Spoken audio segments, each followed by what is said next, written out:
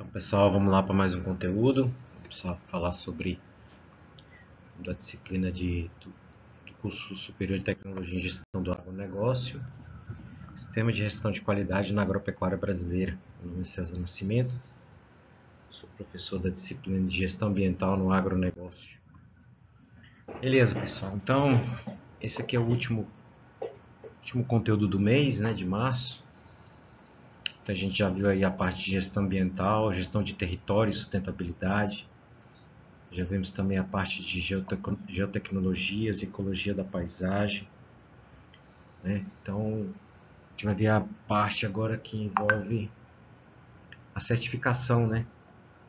De diferentes tipos de certificação, vamos falar aqui das principais, né? Então, a gestão da qualidade na agricultura brasileira garante o que? A produção de alimentos seguros e de alta qualidade. A gente até já comentou na aula anterior que, de certa forma, aqueles produtos que não são certificados, eles passam por um processo de exclusão, né? Dependendo do mercado.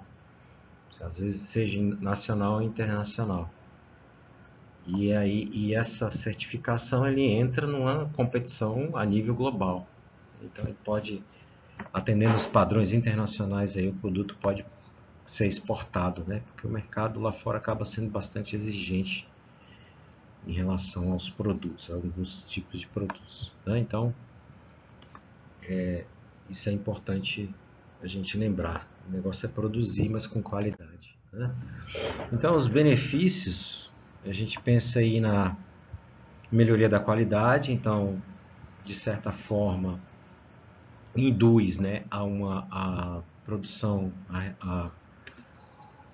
ou seja, a obtenção de um produto de qualidade, um produto ou um serviço, né? Então, garante produtos seguros, sustentáveis, principalmente na questão da alimentação, né, como o caso de frutas, né, frutas e outras coisas aí que a gente vai comentar, né? Então acaba trazendo mais qualidade ao produto por conta de atendimento desses padrões.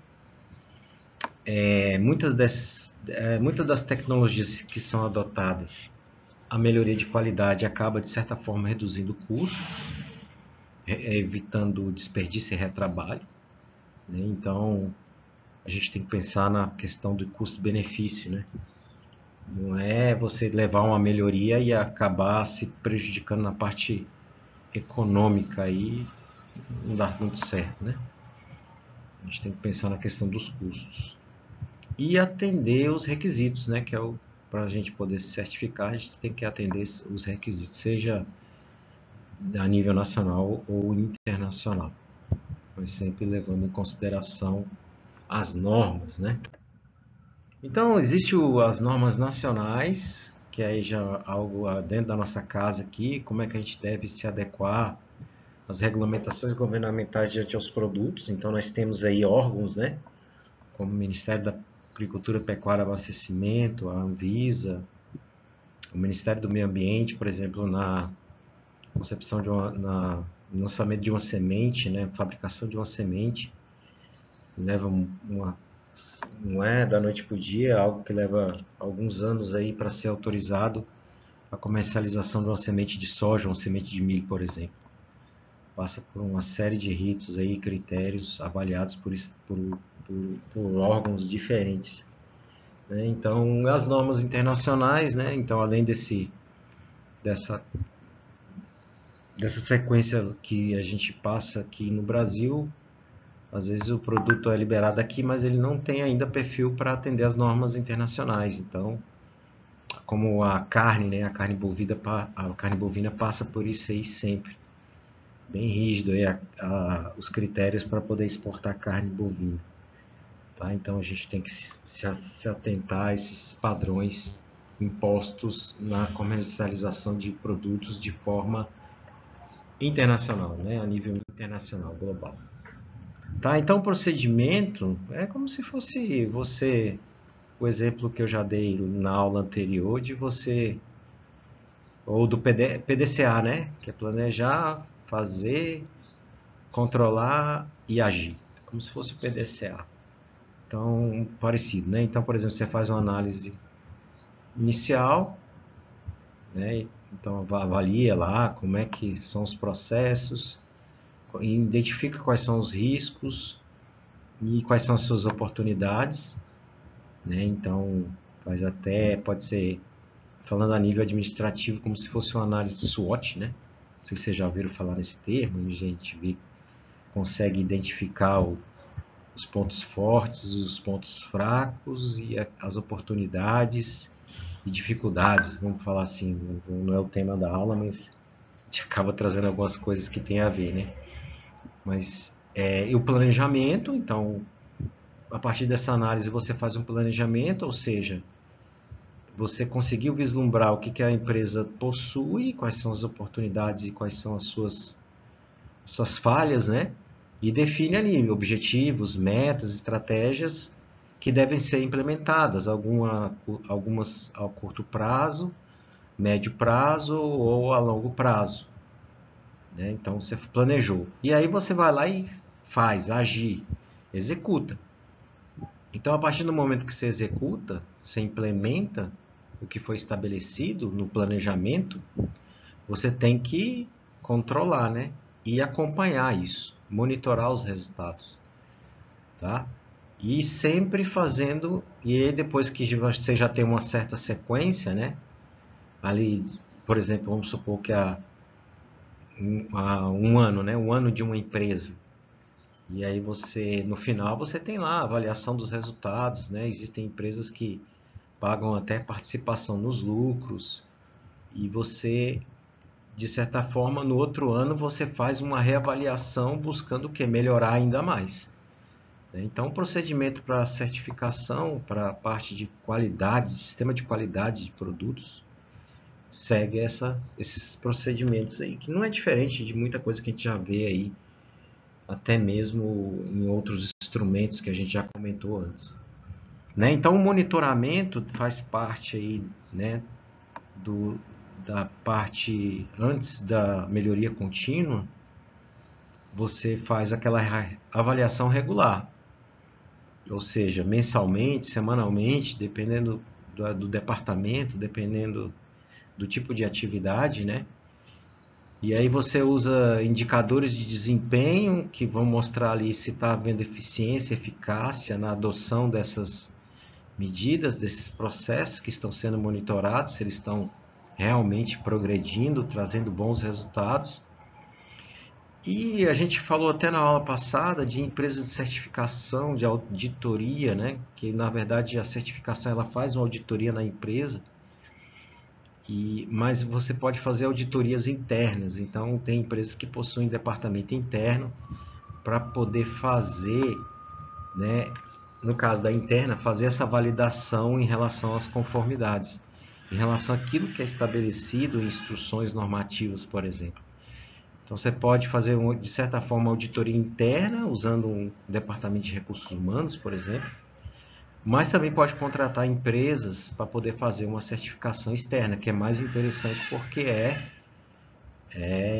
de certa forma, não está envolvida, né? Uma empresa de fora sendo contratada, né? Então ela vai ser totalmente voltada para a excelência em relação aos resultados. O que ela vê realmente de erro, aquilo que está errado, ela vai realmente chamar a atenção, né? Então ela vai ser voltada para isso. Tá aí a melhoria contínua, pessoal, dentro da fase final lá do planejamento, dos procedimentos, para poder chegar a uma certificação quanto à qualidade, analisar os dados, né? Então, durante um ano, coletou várias informações, usou de indicadores lá, demonstrando a eficiência e eficácia, coletou esses dados e identificou que pode melhorar ainda, né? Então, aí entra naquela questão da reavaliação e até, em algumas situações, mudar alguns objetivos ou algumas metas, né? De repente podem ser alteradas ou para o mesmo ano, dependendo da situação, ou até de um ano para o outro. Se a gente contar que o período de avaliação é de um ano e a gente espera um resultado positivo e chegar a melhorar ainda mais no próximo ano, ou então um resultado que não foi alcançado e a gente faz as alterações tentando buscar melhores resultados no próximo ano. Então aí, a implementação de mudanças, ou seja, implementa mudanças baseadas nos resultados e avalia os impactos dessa mudança. Às vezes não é muito interessante mudar, de repente uma mudança dessa é a perda de postos de trabalho, vai ter que demitir pessoal, entendeu? Então tem que ser muito bem analisado isso daí. Então, quanto aos impactos positivos, né? Então, a gente preconiza a produção sustentável. Então, por exemplo, em relação a alguns produtos como frutas, né? A redução dos impactos na produção de maracujá, por exemplo. Então, o uso de adubação orgânica, por exemplo, né? E utilização responsável dos recursos. Como seria isso, né? Você tem uma propriedade rural que adotou o cadastro ambiental rural, tem a sua reserva legal definida, as suas áreas de preservação permanente definida, ela usa a água e é licenciado, existe uma outorga para a utilização dessa água, o seu poço também é licenciado, né, no caso se for um poço. Ela tem um sistema de irrigação, onde são fornecidas as quantidades em milímetros necessárias para o desenvolvimento da cultura. Então, tudo isso é sustentabilidade, né? E o interessante, pessoal, é o que? Aquilo que a gente já comentou na aula anterior, que é participação de todos, né? Engajamento, que a gente falou na aula passada de gestão territorial, pensando na gestão participativa, desculpa, o engajamento, né, de produtores, comunidades, entidades, organizações não governamentais e governamentais, para assim alcançar os objetivos. Então, o engajamento de secretarias, de associações, né, de cooperativas, movimentos sociais, tudo isso aí pode participar.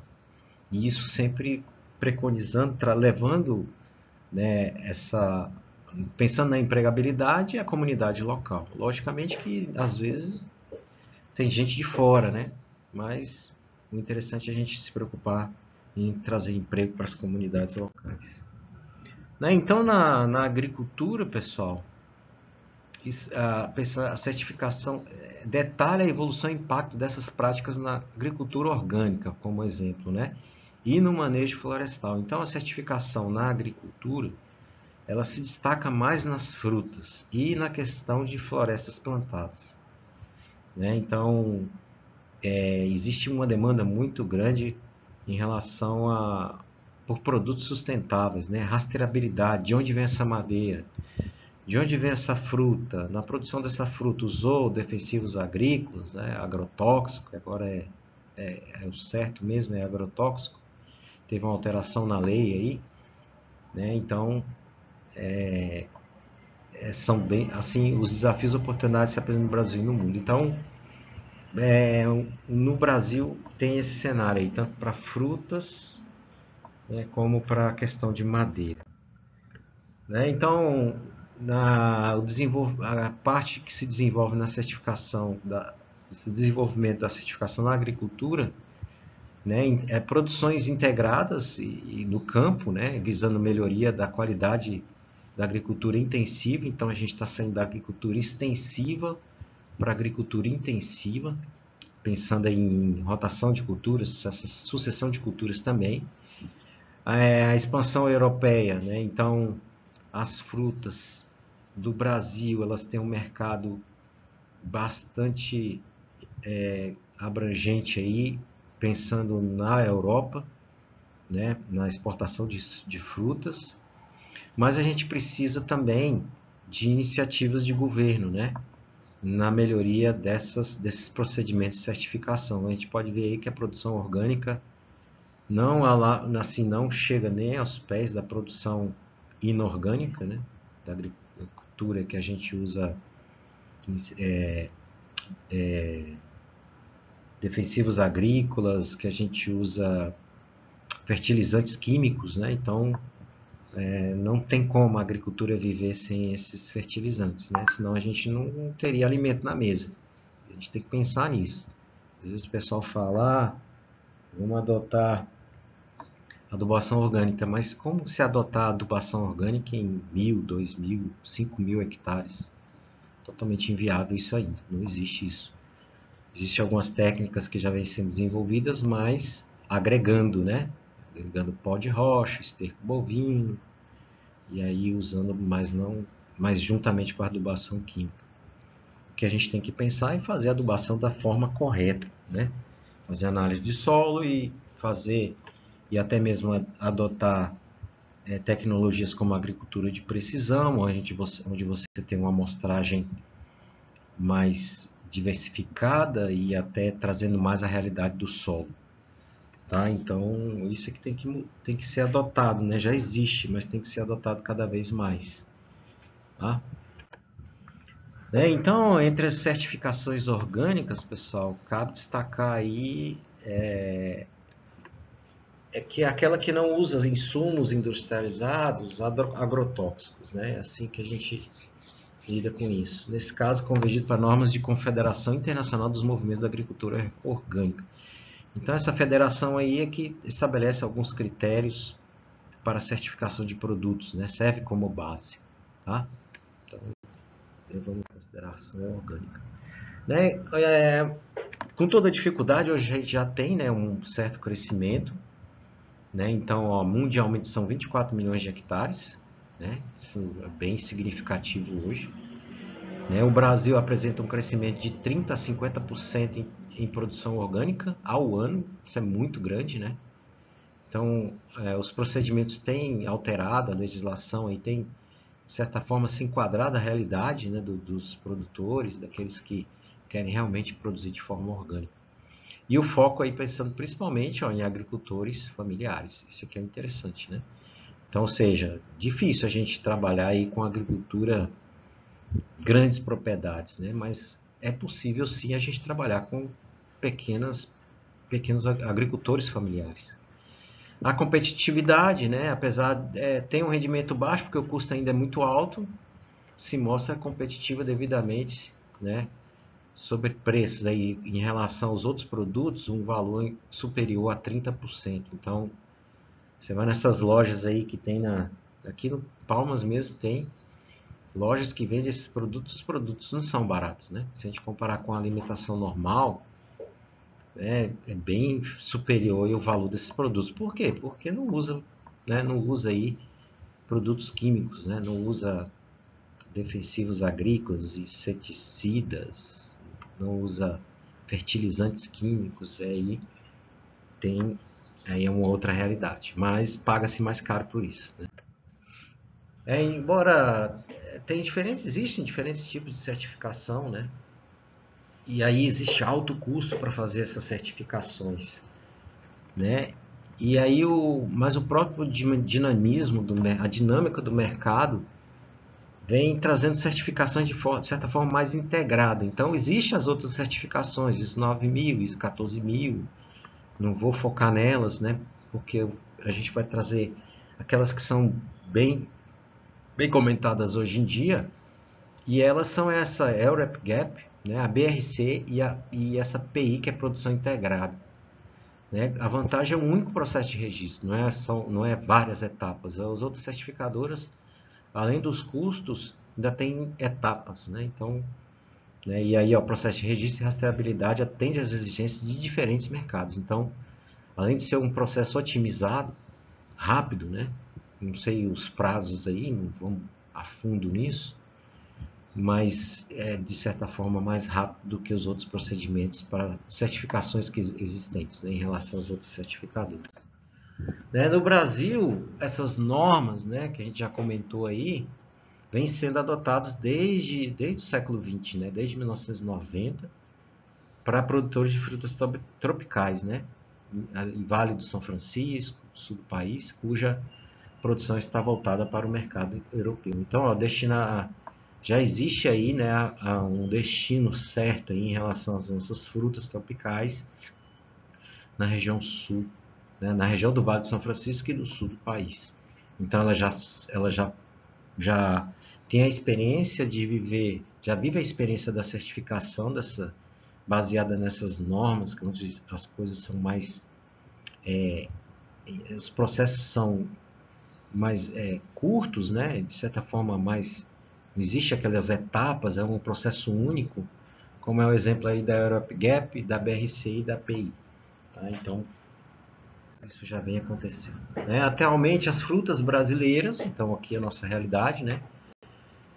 São alvos de certificação, né? Segundo esses critérios, então a gente tem os exemplos aí da manga, uva, maçã, mamão, melão, laranja, limão, caju, maracujá, banana, goiaba, figo, pêssego, coco e caqui, né? Novo foco e objetivo da certificação é a qualidade e segurança no consumo. Então isso aí é padrão, né? Você quer qualidade do produto e que a pessoa não venha ter um problema de saúde alimentar ali quando for consumir esse tipo de produto. Então, atender o mercado interno é automaticamente, né? E ao mesmo tempo, acesso aos agricultores familiares, acesso a essas inovações. Então, olha que interessante, né?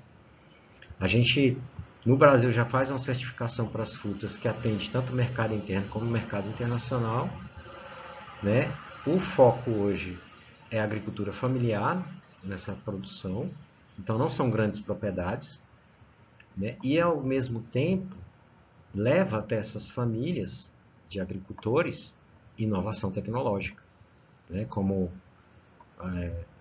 na parte de irrigação, de sementes, né? Então, na parte de fertilização do solo, né? No combate de pragas e doenças, né? Pensando de forma orgânica. Então, são inovações, são estudos, parcerias com instituições, esses resultados oriundos de quê? De pesquisas, né? De trabalhos aí que são desenvolvidos. Então, quem tem grande participação nisso é a academia, são as faculdades, as universidades, os institutos de pesquisa, certo? Então, ó, tem as normas do IFOAM, que eu já comentei com vocês, que é um instituto é, internacional aí. As normas brasileiras estão alinhadas com esses critérios internacionais, isso é bom, né? Já pensou se tivesse os critérios brasileiros não atendessem os critérios internacionais e tivesse que fazer dois processos? Então isso aqui já é um avanço, né? No caso da certificação orgânica, né? Rastreabilidade, identificação das embalagens, rastreabilidade, né? E o mapa, que é o Ministério da Agricultura, Pecuária e Abastecimento, lidera essa regulamentação e certificação da produção orgânica no Brasil, ou seja, certifica, né, uma propriedade, uma empresa nessa parte de produção orgânica. Então nós temos um ministério para poder fazer isso. Então existe a instrução normativa 7, né, que estabelece essas normas. Existem algumas portarias e colegiados aí, né, que são designados a regulamentação da produção orgânica no Brasil. E tem a lei de produção orgânica, né, que é a 10831, que regulamenta as atividades da produção orgânica aí no Brasil.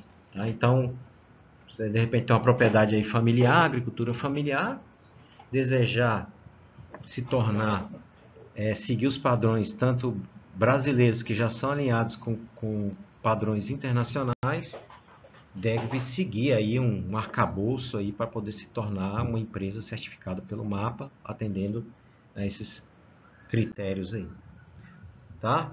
Os desafios e oportunidades, como todo setor existe, né? Então, por mais que a gente já tenha avançado e avança muito anualmente, mas a gente tem que formatar aí políticas, né, que promovam esse desenvolvimento sustentável a nível nacional, né?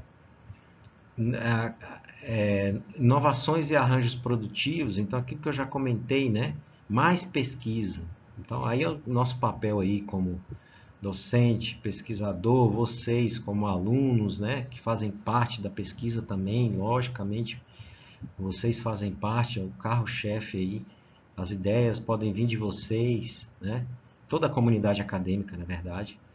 Então, inovações, arranjos produtivos, para competitividade em todas as etapas da cadeia produtiva. Né? Então, não só universidades federais, mas particulares também podem participar disso. Né? Então, na parte do setor privado são as empresas. Né? E aí, em diferentes setores dentro da produção, seja no equipamento, né? Seja em diversos que está inserido aí na produção. Democratização do acesso, então espero que os preços se tornem comparáveis com os convencionais. Nós já comentamos aqui que o preço está muito alto, é muito alto, a gente já viu isso. Pode ir ali em qualquer loja ali que tem ali na JK, acho que no antigo Extra tinha uma loja, não sei se existe ainda, mas vai ver lá os preços dos produtos. Se a gente for comparar um produto convencional com um produto orgânico, os preços variam acima de 30%, se brincar, dependendo do produto aí. Tá? Então, e aí na certificação florestal, pessoal, é mais a questão da rastreabilidade, é muito focado para essa questão de floresta plantada, né? Então, é a produção florestal para madeira, a produção de papel atualmente com normas, e aí tem os órgãos, as certificadoras internacionais, né? Program for Endorsement of Forest Certification Schemes, que é a PEFC, e o Forest Stewardship Council, CMF, ambos de ampla aceitação e com a credibilidade no mercado internacional. Então, por exemplo, se for pensar em plantio aí de floresta, tem que pensar nessas certificadoras aí, né? Para você já adquirir um padrão internacional. Interessante, pessoal, quando a empresa passa para esse nível, né? Não vamos certificar, ela melhora, consequentemente ela vai melhorar aí, vai trazer bons resultados, porque essas certificadoras já são reconhecidas mundialmente. Então, vai te trazer alguma melhoria com certeza. Ela vai enxergar ali quais são os seus pontos fracos ali e vai te trazer alguma alternativa de melhoria. Então, dependendo da situação, é válido aí, né, a aquisição, mesmo sendo caro, é válido, né? No Brasil, esse subsetor ainda certifica, né, a certificação florestal, que é o CERFLOR, né, vinculada ao Programa Brasileiro de Certificação Florestal, o PFC, né?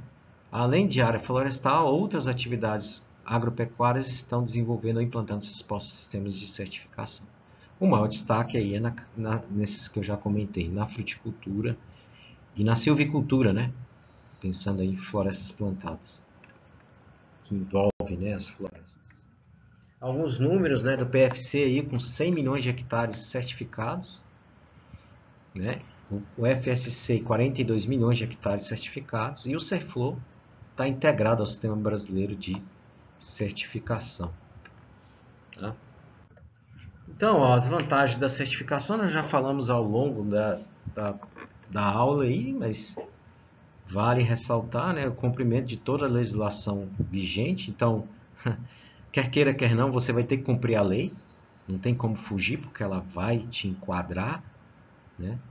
Melhoria na imagem da organização, aquilo que a gente já comentou, uma empresa certificada, ela acaba tendo uma visão mundial, né, com relação a pensando em sustentabilidade.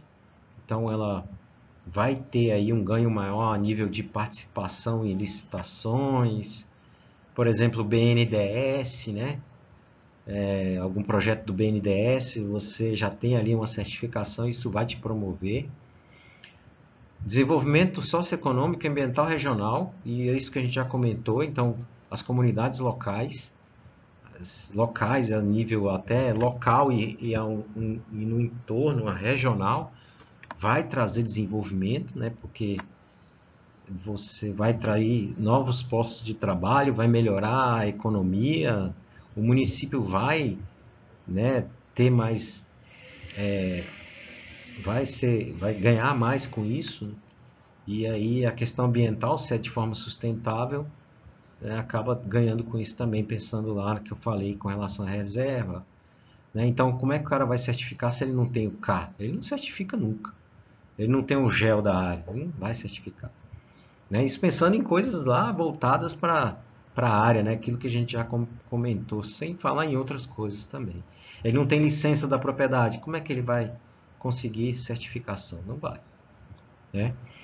Ampliação, e aí, dando oportunidade dessa empresa, ó, isso já acontece, é realidade, uma empresa, uma agricultura familiar, empresa aí, ó, uma pequena propriedade, né, baseada em agricultura familiar, levando seu produto lá para a Europa, por que não? Isso já acontece.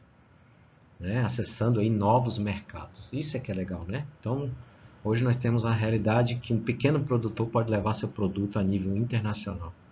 E isso é que tem que ser feito. Beleza, pessoal? É isso aí.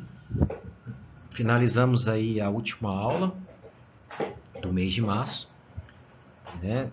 Próximo mês, abril, a gente vai entrar com mais assuntos aí bem mais específicos na área da gestão ambiental na agricultura, e esses específicos é o que eu falo é dentro da agricultura, né?